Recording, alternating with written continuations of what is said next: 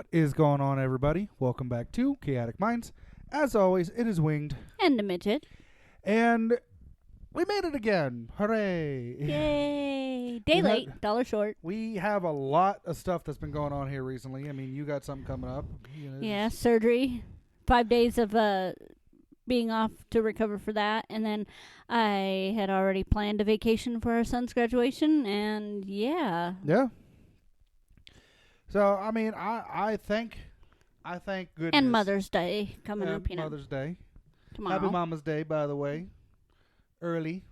Yay. I'll be at work when it hits midnight, so Yeah. yay. So I can call you when you're... No, I can't call you at work. Never mind. Yeah, you can. I'm at West. Oh, right. Yeah, I can. Cool. Anyways. Just no weird deliveries in the middle of the night, please. Don't do it. No places are open that I would get, like, flowers from. No, you're going to come back home to just me. Covered in whipped cream. We don't have whipped cream, and ew. And I don't eat whipped cream anyway. Yeah, anyways. Anyway. So, I have been, well, you and I have both been keeping an eye on some of the more interesting things that has been going on television. Yes. Especially with the WWE, because we both like wrestling. Yep. And yes, before anybody says anything, yes, we know it's fake. We know they're actors, but a lot of the moves, well, all the moves are real and all the potential for getting hurt and leaping and the storyline is what is set up. Well, like, some of the punches aren't real, some of the kicks aren't real, but like lifting up and slamming somebody down, that's real. Hitting somebody in with a chair or putting them through a table, that's real. Yes. Anyways, so couple months or last year, when the late great Bray Wyatt started his comeback tour. Yeah, he was coming back to the WWE. Still can't believe he's gone. They were doing this QR like glitchy thing where it would happen during the show and nobody would react to it. Like that didn't happen.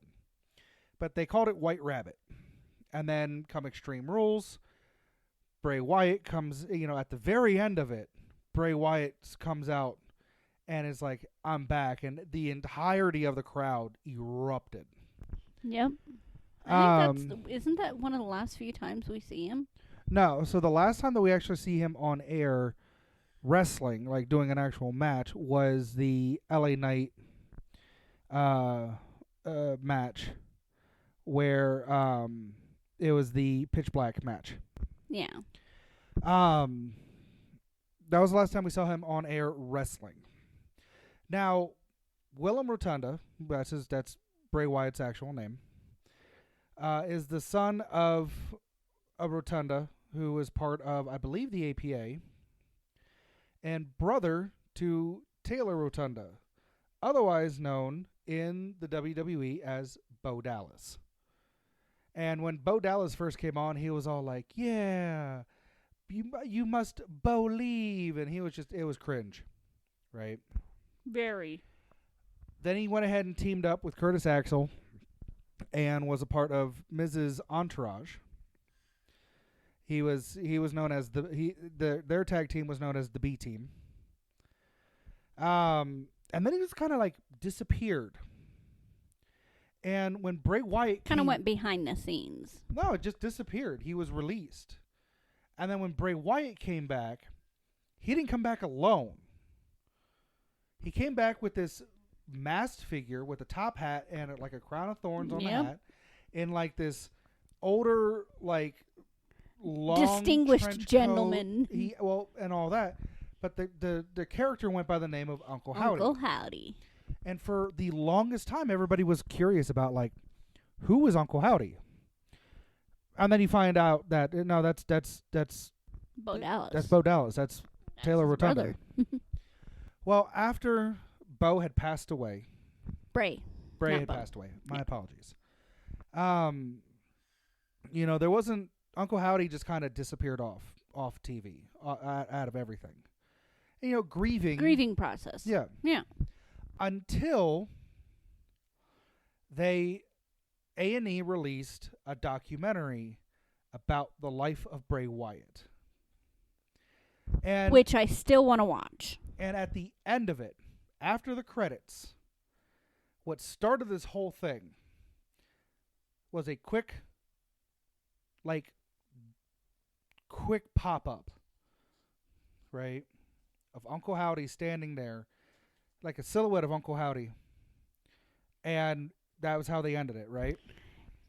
I still want to watch it so we can see that. Over the last couple of months, every once in a while, like on Raw and SmackDown, during random matches, there'll be like a glitch on the TV and a QR code will pop up. Briefly. Very briefly. Like less than a second. Yep. A blink and you miss it kind of thing. Yep. That got my little brain working, because there's a ton of people who are lore keepers, or they love, they love finding looking at secrets and stuff like that. This is what would be considered, and this is the main point of this whole thing, an ARG. Now, you may not know what an ARG is. ARG... I do not, so go ahead and explain. ARG stands for Augmented Reality Game. It's pretty much like you go onto a website, right? And you notice something that's a little off. So you click on it. And it pulls up like a puzzle or a riddle or something, a QR code. And you have to solve the puzzle in real life. To get to the secret thing. To find out, like, the information or the secret thing. Like, they did this with Gravity Falls, after Gravity Falls ended. And people found a real-life Bill Cipher statue in the middle of the woods, and underneath it was a box that you could get, like, rare, like, limited collector's item things, right? That kind of stuff is cool as shit. There's been a bunch of other ones as well that have been going on over the years, where you can find these real-life spots from just some random thing that you notice on on a website or whatnot. Matt Pat from when he was doing Game Theory, actually had a bunch of episodes dedicated to ARGs. What got me, what brought it up in my head is that the amount of time and effort and planning that these people who are setting these up go through to do it is awe-inspiring. Like, I love lore. I'm a lore nerd, right? And I know most of the Destiny most lore. of all of the Kingdom Hearts lore. I know a shitload of Destiny 2 lore. I know a lot of Call of Duty Zombies lore. Just even though I just recently started playing them, the Tomb Raider lore. I know a lot of Tomb Raider lore. Yeah. I love. I've never played a Five Nights at Freddy's game ever, but I know a lot of lore about that. The movie is fucking great. I know a lot of Minecraft lore, and a lot of this stuff is because I watch other people, or I get interested and I start digging. Or you play the game yourself. Or I play the game myself. I love this kind of thing where it's like there are secrets that you have to figure out, and there are communities dedicated on Reddit, on Tumblr, on I'm Discord. huge with Final Fantasy lore. Yeah. There are communities that are just dedicated to figuring out these ARGs and all of this lore and compiling it all together so that way you have the entire story. Specific, different companies have lore keepers themselves. Like Critical Role. Critical Role has Danny Carr, who originally... Phenomenal lore keeper. Who originally was just a fan. And she was keeping up with the lore and, putting stuff out. Continuity and stuff. And they're just like, we want you to do this for us, and we'll pay you. And she's like, okay. Right? Could you imagine that? I would love it. Right? But, I love ARGs because they are these work together as a community to figure out different puzzles. Yeah. There was a couple that were like people would get stuck, and somebody else would come along. They're like, "Hey, why don't you try swapping these two here, because the pattern's not right?" And they're like, and so they swap it, and everything just clicks into place like dominoes falling, and it's like, "Oh shit, okay." And so they go ahead and they have these communities that are dedicated to solving ARGs. This is one of the best ones. Yeah, It by is far. right up there. There's It is right up there with the White Rabbit stuff. there's another one that's kind of been going on for quite a few years, and people still can't figure out where, what the origin of it is and where things are stemming from. It's the one where people are finding those little, like animal statues, that are like 12 inches tall in the middle of the forest, and nobody can figure out why they're there, where they come from, and a lot of people are like, put that back, it's not the year, not the time. And others are dedicated to finding out, well, where is this coming from, because it's been in a lot of national parks, and you can't just go up there and leave things or take things out of a national park. You have to be working with somebody in the national parks. So it makes you wonder kind of why, like, for me, where those are coming from, because that's another ARG thing that's going on. Because Yeah. a lot of the animals, and this is something that's been wheeling in my head, is a lot of the animal statues are of endangered species of animals that now the Denver Zoo conservatory that's going to be opening up, that's not open to the public at all, their breeding facility to breed some of these animals that are endangered and stuff. It's going to be really cool, and a lot of the animals that they're going to have there are these animals that are placed in these different national parks and forests. So that's kind of like my mindset on it all, and it's kind of cool that people are finding these, and everybody's just wondering, where are these coming from? Where are these coming from? And sometimes you don't even know, like, you're stumbling upon an ARG, and you're like, well, this is weird. You don't know until you fall into that proverbial rabbit hole. Yeah, and you start looking into it and be like, where did this come from? Okay, let's think. This is this, so maybe it's from this. And then you go looking into stuff. And it gets people looking into things that they normally wouldn't look into or pay attention to. Like, for example, and that's the cool shit. With these latest, they're calling them Nightbird, because the song that was being played during the whole, with everything going on with Bray, was White Rabbit.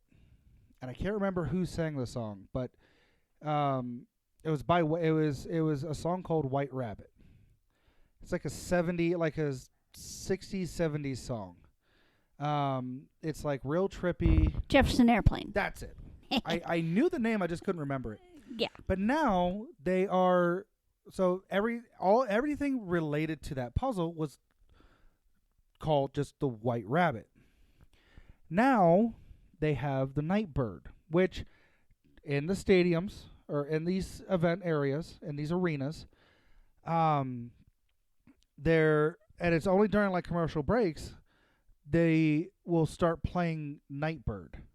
The song is called Nightbird, and once again, I can't remember who sang it, like what year it came out, but it's very like old timey sounding, right? And so all of these newer puzzles are like this new ARG is they're called Nightbird, right? The really cool thing is that these is not just like the QR codes that you have to follow, or the videos that pop up from the QR codes, right?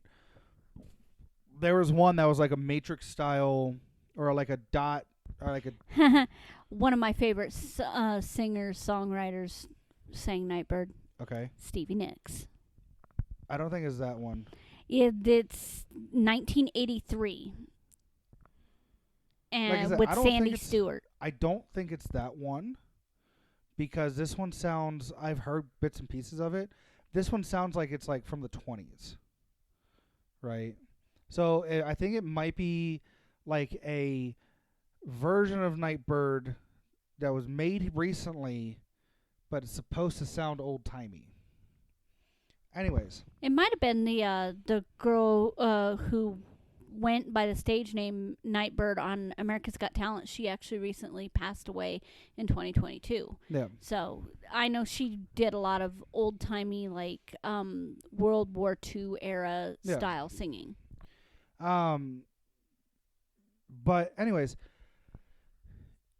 not only do you have to like watch the videos, do the puzzles, that kind of stuff, but if you inspect the element of the website, like you go into the source code, color scheme, everything. the website is talking.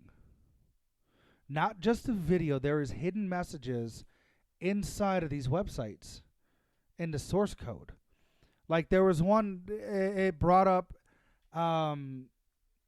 Plato's cave, his thing for his like a cave experiment or like allegory or something like that.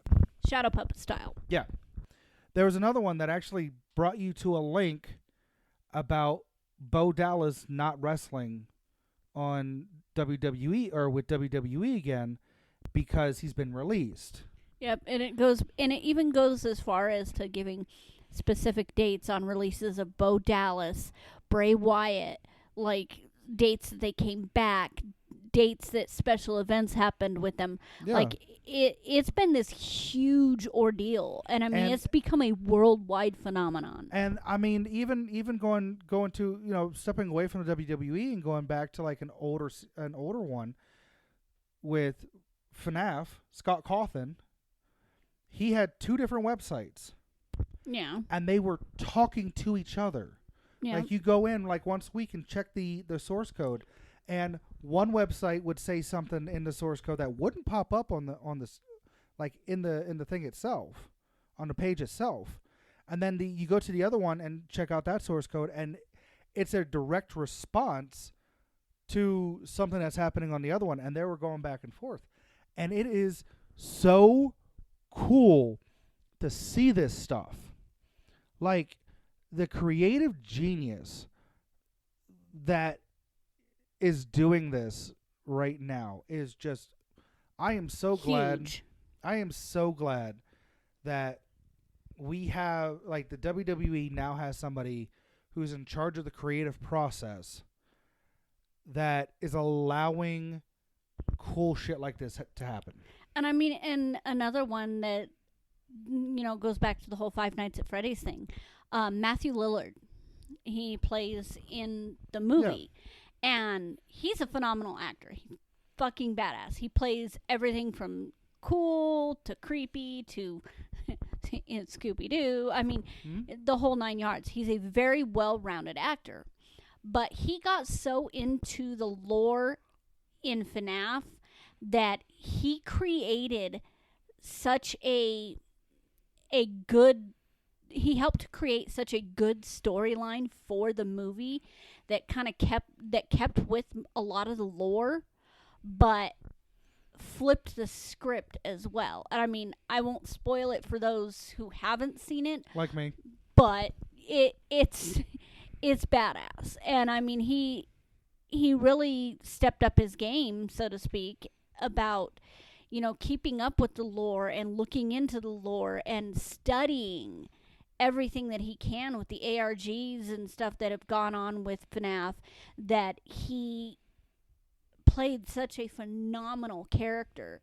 And he still continues to this day with creating different like scenarios that they could potentially have for more movies for FNAF. Oh, yeah. Like he's coming up with some shit that is out of left field because you wouldn't think about it, but at the same time, if you kept up with the lore like Matt Pat has and Matthew Lillard has, that would be one hell of a team. Oh, yeah. But and like, MatPat was supposed to be in the movie, but he was. Yeah.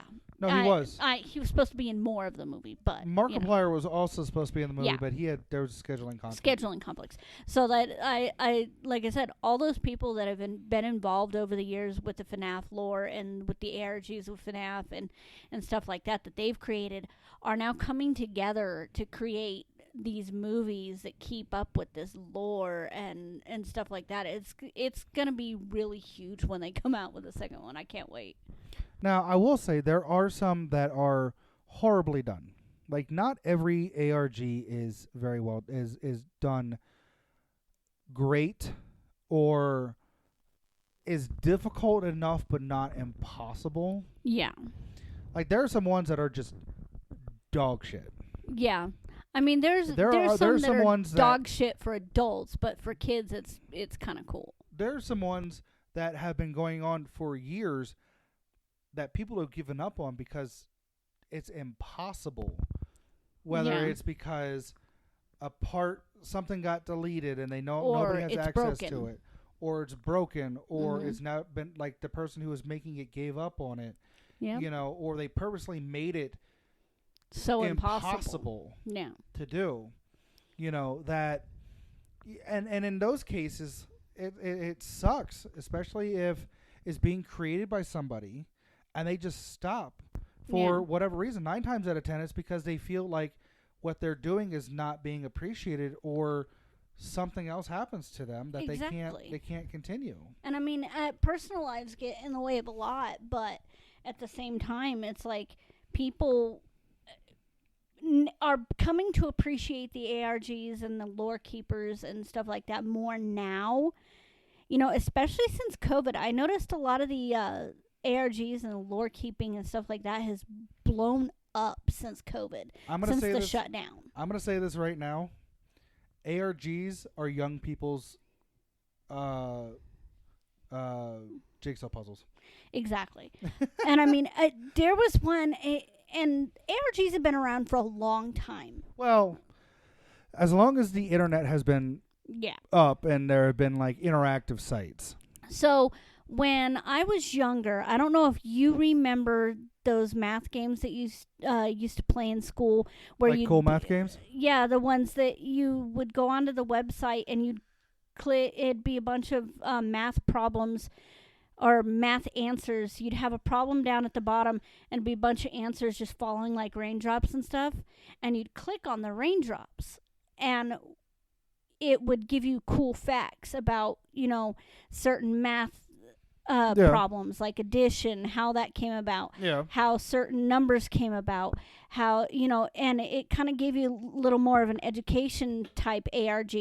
I remember those from when I was younger, like the cool math games. Anatomy Arcade is another good one, and it's sorry if anybody heard that. He squeezed out a toot. No, but like Anatomy Arcade is one of those things that when I was in school for respiratory, we had to go on because we needed to learn the different names of muscles or bones or different parts of the body and stuff like that. It was just a cool game that we could play to kind of remember those things. And one of the things that you used, one of the tools to identify bones, was a hammer. And every time you'd whack the hammer, the skeleton his face would wince or change. The skull would change. But every once in a while, you'd get one, like if you got it wrong, you'd get this little blip on the screen. And it doesn't do it anymore because they deleted it. They took it off. But you would get this little blip of info about the bone you're supposed to be looking for. Little things that it would pop up, or it would pop up a link, and you'd click the link. It'd take you to a site that would describe the physical. That's more like a game. Like, it ties into it, like into the game that you're playing. Yeah. An ARG takes you out of the website. Yeah, that's what I'm saying. Is you click on the website. When I mean out of the website, I mean like out of the website and off the internet. Yeah, there's like I said, when you every once in a while you'd get these links, and if you got enough right or enough wrong, it would give you this thing that would pop up, and you'd click on it, and it would allow you to get a free ticket to your local, like, Denver Museum of Nature and Science. Like, I got a ticket to there, and if you go there, they actually have an interactive anatomy arcade, had an interactive anatomy arcade, and they had little QR codes on each of the bones, and you'd scan the QR code, and it would send you on this, like, this little scavenger hunt type That's deal. an ARG. Yeah, and it just took you all over the museum to get you to think about how each of these pieces correlates with the other, and it, at the end of it, like, when you completed I did the whole thing. It took about 2.5 hours to do all the QR codes. And then I was like, okay, I'm going to start this over because I really want to follow this step by step. So I started with number 1, which was the foot bone, one of the metatarsals. Okay. So I scanned the QR code, and it would send me to a different spot. Scan that QR code, it'd send me to a different spot.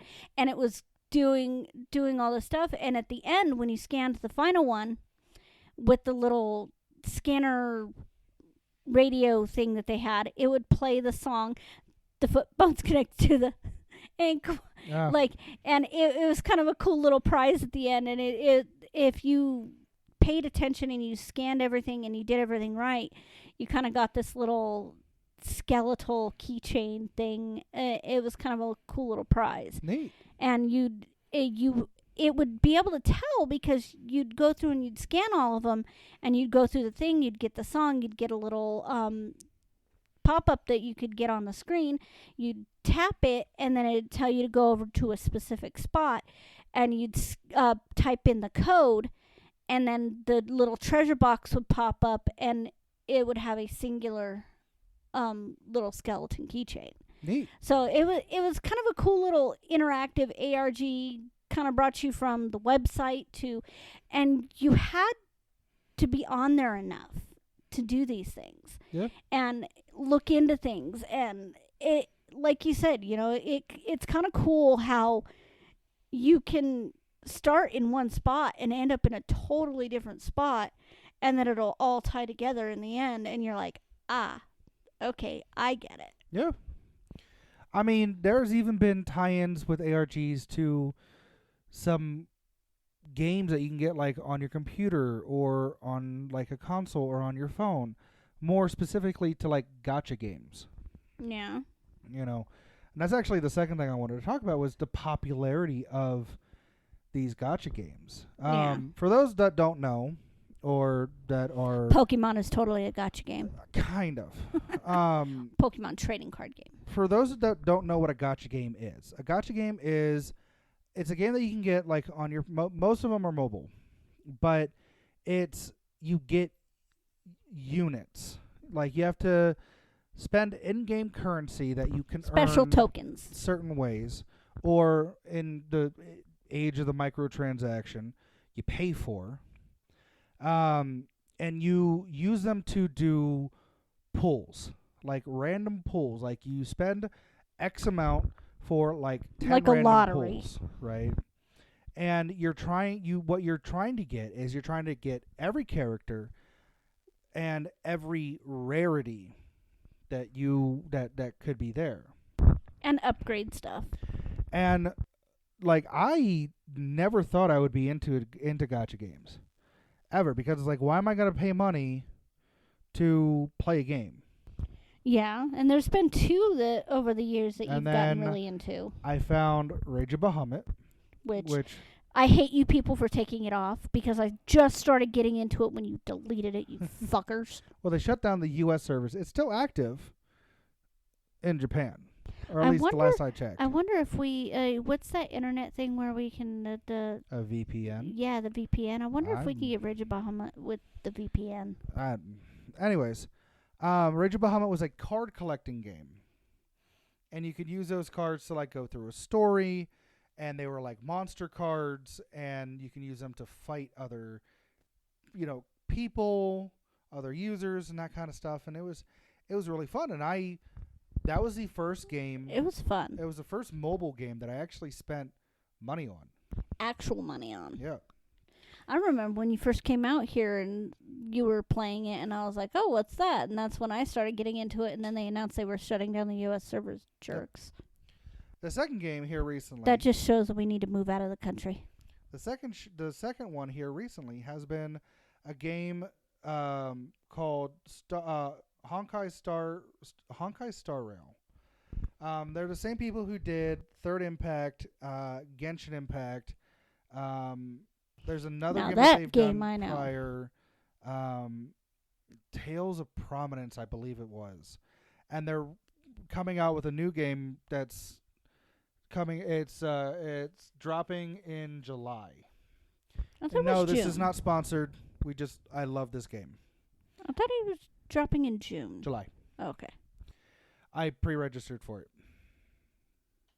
I just need to get a new phone so I can play. You and me both. Anyways, but like you collect these characters and they have this awesome storyline, you know, and you're using these characters to get through the storyline. There's different combinations of like different things, and it's just I never thought I would get into a gacha game ever.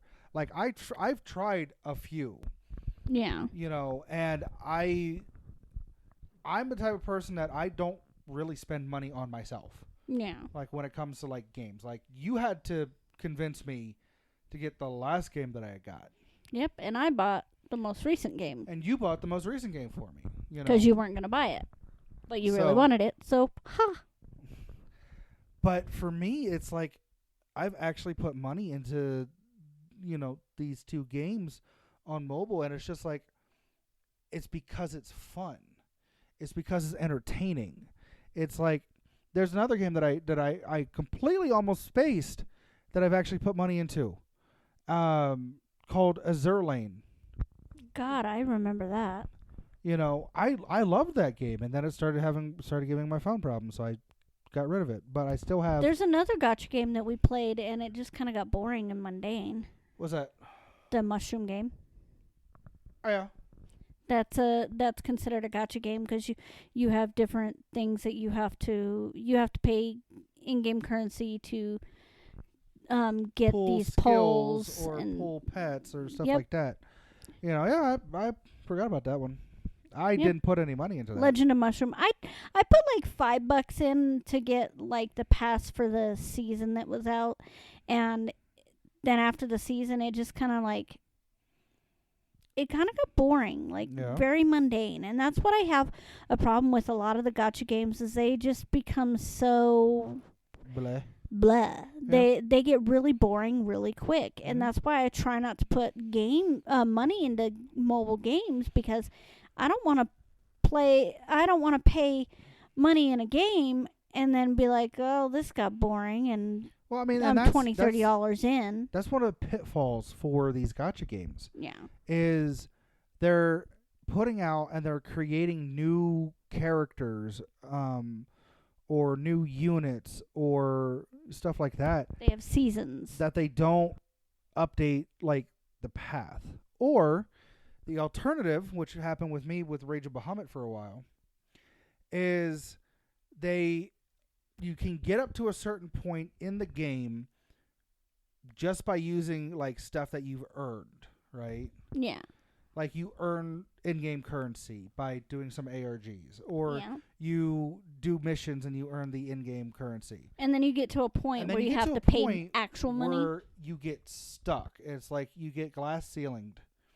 And the only way to get past it is to hope to RNGesus that your luck is good when you do one of these pulls. Because the likelihood is like so slim Yeah. to get these. Or you put money into it and you're pulling like almost constantly. Yeah. Like multiple times every time you open up the game. Yep. And- There was a it was kind of like Cookin' Mama. I used to have a game called Cookin' Mama Cook Off, which I really enjoyed those Yeah. Cookin' Mama games. And there was one that was kind of like a gacha game with that where in order for you to get certain recipes, you had to earn the in-game currency, and then you'd do kind of this like vending machine pull where you'd spend the in-game currency, you'd get a ball out of the vending machine, and you'd obtain a special recipe. Like those machines that are like a quarter at like yeah, grocery stores. Yeah. Yeah.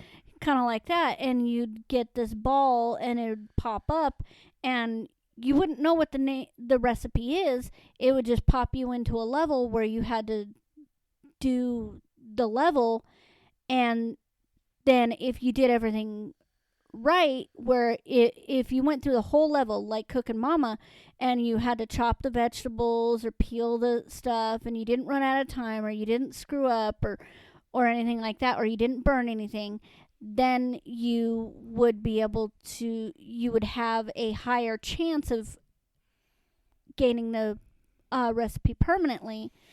And if you did screw up every time you messed up, that chance would go down. Well, I got to a point with that game where it was like I would do everything perfectly and I still wouldn't get the recipe. Yeah. Or if I messed up a couple of times, I still wouldn't get the recipe, and I'd run out of the in-game currency. And then I'm like, okay, yeah, I'm bored. I'm not spending money on this. Another one that we were playing there for a while was that Pokemon Cafe. Yep, Pokemon Cafe. You know, that was another one. You know, and then there are some people who it's which I really liked that game, and then it just got to a point where it was like you either spent money or you couldn't get the things you needed. Yeah. I mean, it's gambling. That's what it turns out to be, except it's gambling, and these companies are making money hand over fist over people like us. There's no like out of game benefit or thing that comes from it. Or enjoyment. Well, no, there's in-game enjoyment, but it's not one of those things where you're going to be like, oh, this game is yada, yada, yada, and spread the word. Like, you get to that point where you're just like, eh. What I was trying to say is, like, if you were to go to a casino and gamble, there's a chance that you're walking out of there with money. And there's an equal or slightly greater chance that you're walking out of there with less money than what you went in there with. That's why I stick to the penny slots. Drink for free. But that's what these gotcha games have turned into, is it's a gamble. Like, you're gambling, and there are some people who get so addicted to them that they don't pay bills and end up losing everything. They turn into what we call whales or addicts. Which whales are people who are dropping like hundreds and thousands of dollars into these games. God, could you imagine dropping $1,000 into Star Rail? No, I could not. You feel weird enough dropping $30 to get. Yeah. Yeah. Like, I double check with you every time I do. It's like, hey, do you mind if I do this? Do we have the funds for it? Yeah. Is it do we have something? Do we have enough? Do we have enough funds in it that it's still comfortable to do so? Yeah, then go for it. Yeah, and I mean, and that's the thing is, like, I know you enjoy that game, and I know you typically don't buy into these games, so to speak, like make additional purchases with real life money. And when you enjoy a game to the point where you're thinking about spending real life money, you really should kind of bounce that idea off of somebody. And like I told you the first time you asked me, is it something that you enjoy? Is it something that is going to be cool for your game? Is it something that's, I asked all these questions, and it's just like, yeah, this is something I really want to get this character, and I need a few more pulls, and there's only a few more days left. Granted, I could have, with some of these gotcha games and some of these rewards, you can grind, and I mean grind. But we don't have time for that bullshit. To get this in-game currency stuff. Yeah. You can sit there and get every single achievement and do every single side quest. I kind of wish kind of a thought on that is, I wish that with Star Rail, it was kind of like those games where, like that mushroom game where you log off and it still goes through battles and you still earn currency and stuff Those are like called that. idle games. Yeah, kind of like an idle game. Star Rail isn't an idle game. I know, but I wish that it could be like you could set something up to earn. I don't. Type deal. I like Star Rail the way that it is because it makes you pay attention. Like the storyline with it. I don't know a whole lot about Star Rail because I haven't played it, so. The story with it and the interactions that the characters have with each other and that kind of stuff make it interesting to the point where you don't want to do the offline idle stuff.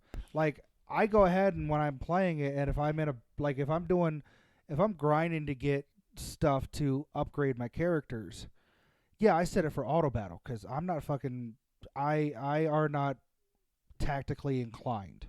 Yeah. I am. Auto battle is different than idle, though. I am more of, oh, hey, group of enemies, grenade spam. Not, all right, we're going to climb up this ridge and set up here, and we're going to take these out one by one. I'm running in and getting my friend shot in the ass.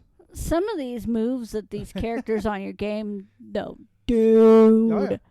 Like, they're freaking awesome. Like, the videography and the time it takes to program. Yeah. Oh, yeah. I wish I could do something cool like that. That'd be cool. Like but the thing is like you can grind for this in-game currency, and you can do like small things. Like they have secret quests that like a character will make an off comment, or an NPC will make an off comment, and it'll open up a secret quest for you to go ahead and figure out like clues for, and to go ahead and do it. And once you complete it, you get like upgrade materials and you get money. And like the like in-game money, and then you can get like the in-game currency to purchase, the like the stuff that you can buy with actual money to to get these pulls and whatnot. You can do all of that and get enough to do pulls, on a regular. But there are times where it's like some of these characters are limited release and they're in a cycle. And it's a very small chance to get it on a random pull. Yeah, I mean, you went ahead and did 20 pulls for me just through me having the in-game currency, having earned it, not spent money on it. And you got me the 5-star character for what they call this banner, this season group selection. And hadn't you been trying to get that for a few days? I hadn't tried it yet. That's the thing. I had purposely not spent anything to get as much as I could. So when it came down to it, I didn't have to spend money. And I mean, that's cool, but when it gets down to the wire, when you're down in the last couple of days, when and there's you're only like 2 days left, and you're like, shit, I still don't have this special character, then that's when I typically will go ahead and be like, hey. Yeah, and that's like very few and far between, because a lot of times, like when we're talking now, sometimes you'll or when we're watching something on Dropout or anything like that, you'll have Star Rail up on your computer auto battling, and then you're like and we're talking or watching something, and you'll be like, okay, I'll either I'm just get a random hair up my ass and do a 10 pull, or I'll look at you and it's like, hey, I need you to click this button. Yeah. Because for some reason my luck is better. Yeah. Same thing with Matthias. Matthias does it with games that he has random pulls on too. But like that's what I'm getting at, is like some of these games get addictive, and it is wild to see. Like I've seen somebody, like I heard of somebody, they spent not on Star Rail, but like with Rage, right? Yeah. I was looking through some of the forums and all that.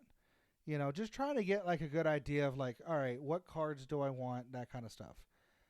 And somebody had spent over to kind of give you the best battle setup. $5,000. Good God. One shot.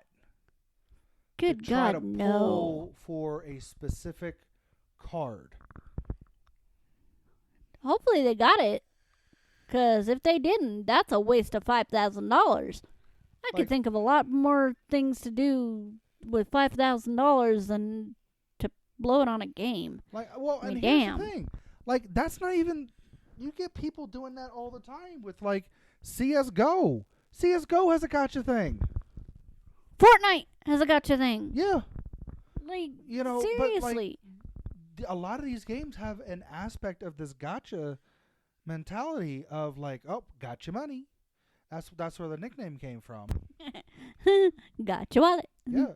I'm running your pockets. Gotcha. You know. It makes you feel like that old dude. You gotta be quicker than that. Yeah, the old dude with the fishing pole and the dollar on it. Yep. But like a lot of the games have this mentality, and it's like, when did this get this popular? Like, seriously. It's a way for companies to make money and. Well, there's microtransactions. Yeah. And then there's like, and every game is, most games nowadays have microtransactions Yeah. in them. I'm talking about even the games that give you that push or give you those free, like, hundreds, up to 3,000 of this in-game currency daily, so that way you can pull every day. There's also another game that I was playing. It was like, I don't remember the name of it, where you had to build these different places, and you collected these cards that had the characters on it, and it was part of your battle team and stuff like that, and you had to constantly upgrade them. You had to upgrade them and stuff like that to get through the harder battles. And was it the Final Fantasy game? No, it's one that they advertised for so long on like different people's YouTube videos and stuff like that. I don't remember it, but when it got to Raid Shadow Legends was one of them, but there's another one that's kind of like that. But because the only one that I can think of that you're talking about is the Final Fantasy 15 War for Eos or War of Eos or something like that. No, I didn't play that one. But no, like, I got really into it, and then it started getting to a point where I wasn't getting any of the stuff that I needed, no matter how many times I went through these battles. And it was also one of those that was also an idle game, too. And even through being idle, I still wasn't getting the things I need to obtain. I still wasn't getting enough in-game currency to obtain the amount of pulls that I needed or whatever. And it got to a point where I was stuck, and if I didn't spend money, I wasn't going to get any further. And that kind of irritated me, because it's like, why am I going to spend money on a game that I'm not even 100% sure I like?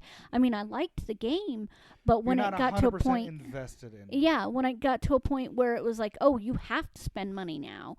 It's like, no, I don't. It's like, do I really? Yeah. Are we sure? Yeah, but yeah, I mean, it's something like that, and it's. I don't mind games trying to make profit, especially if they're free games. Like Star Rail, download free. Yep, there's a mahjong game that I have on my computer that I got through Steam. Free. So like if it's a free game and it offers like microtransactions to like do all this stuff, that's one thing, right? Because that's supporting this game that they're doing and the for developers free, and they can create and more so, stuff. Yeah, so that way they could do more with it. Genshin Impact, Honkai Third Impact, Honkai Star Rail, that Tales of whatever, what did I say? The other game that Hoyoverse did. This new game, Triple Z. These are all free games, but they have in-game, they have microtransactions in them. And these games are beautiful.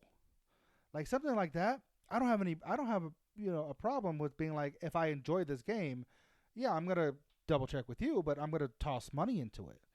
But some of these other games, like the whole fiasco with the fucking, Star Wars Battlefront, Yeah, it became a pay to play. Pay to win. Yeah, pay to win. Yeah, you know what I meant. But it's still a gotcha style, like, oh, you can pay this much money to get these chests, and you open the chest and you have a chance of getting a character that you want, or getting pieces so that way you can, like, you have to pull so Armor many times. sets.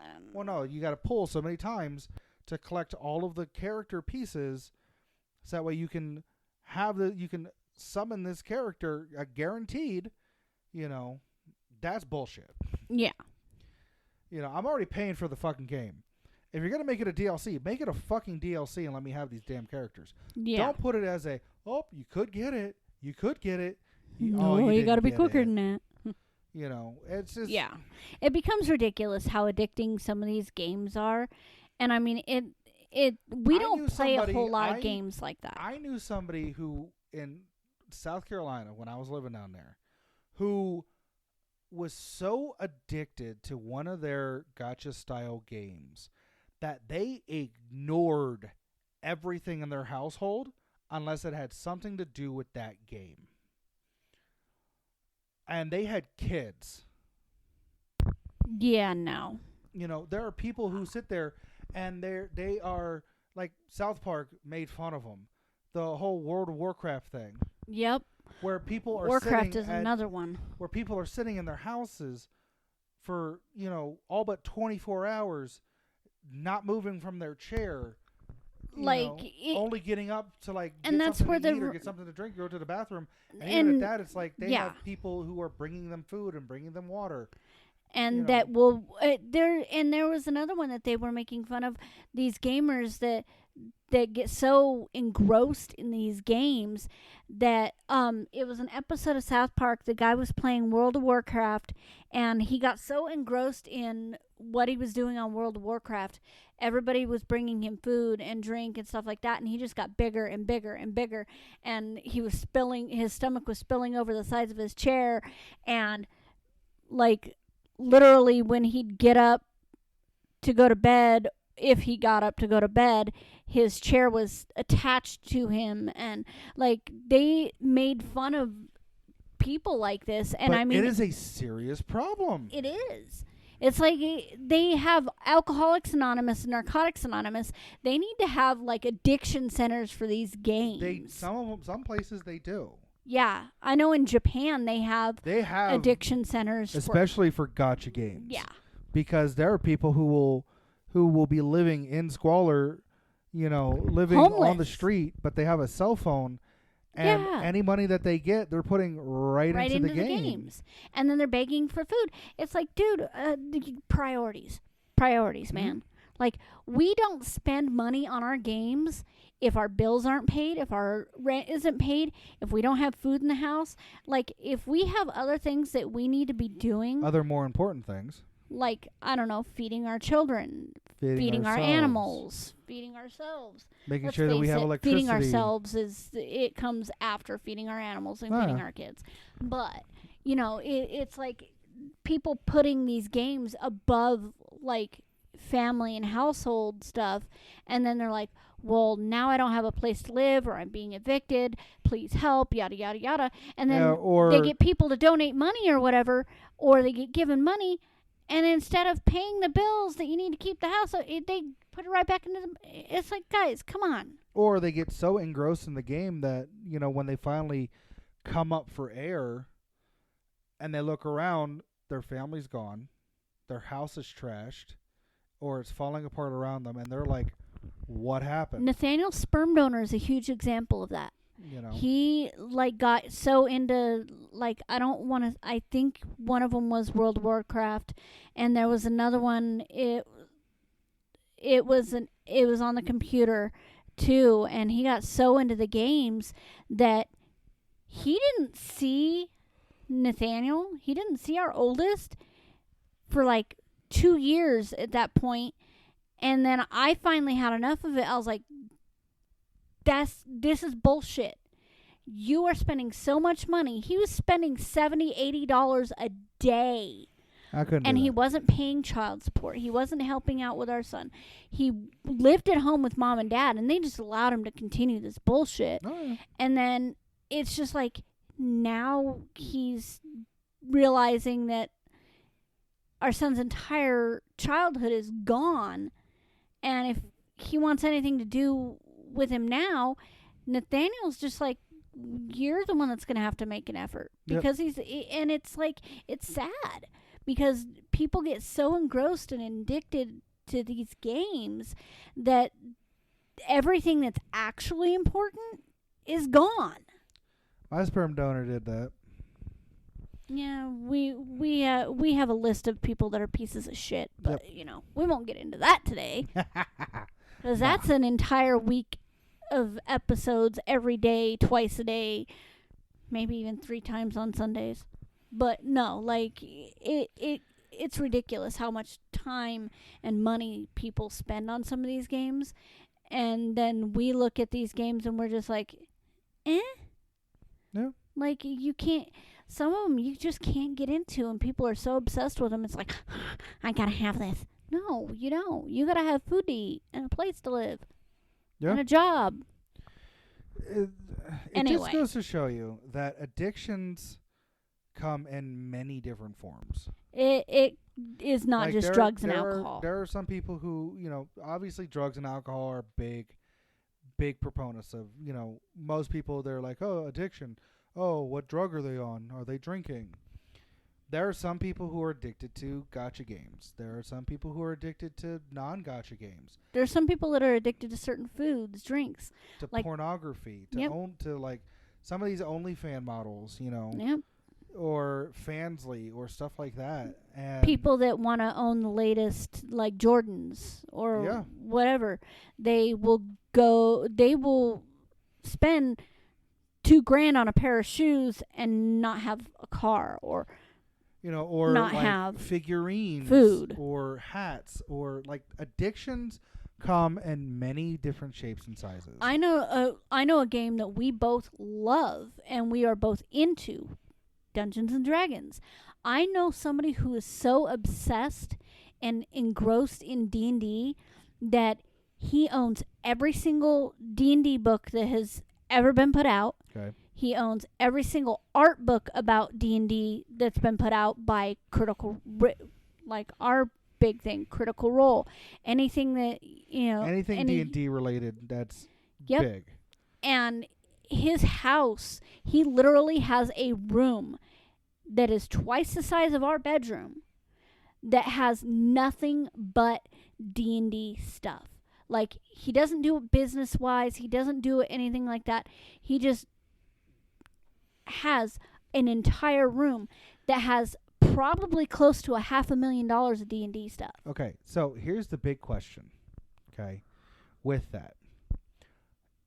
Can he function normally? No, he lives on ramen noodles and... i.e., does he have a job? Oh, he has a job. Does he leave the house? No, he works from home. Okay. Is his entire life focused on looking up and purchasing D&D stuff? To the point where his wife took the kids and left, and he hasn't seen them in almost 15 years. He got given the house. He doesn't even pay for the house. So, with that being said... Yeah. This is actually a good spot to call it. Yeah. If you know someone who is struggling with addiction of any kind, any sort, get them help that they need. They won't like you. I can guarantee you this. And don't force them into getting help, because that just won't work. But they have to want the help. Point it out to them. Make them see that you're there to help them and that they need help.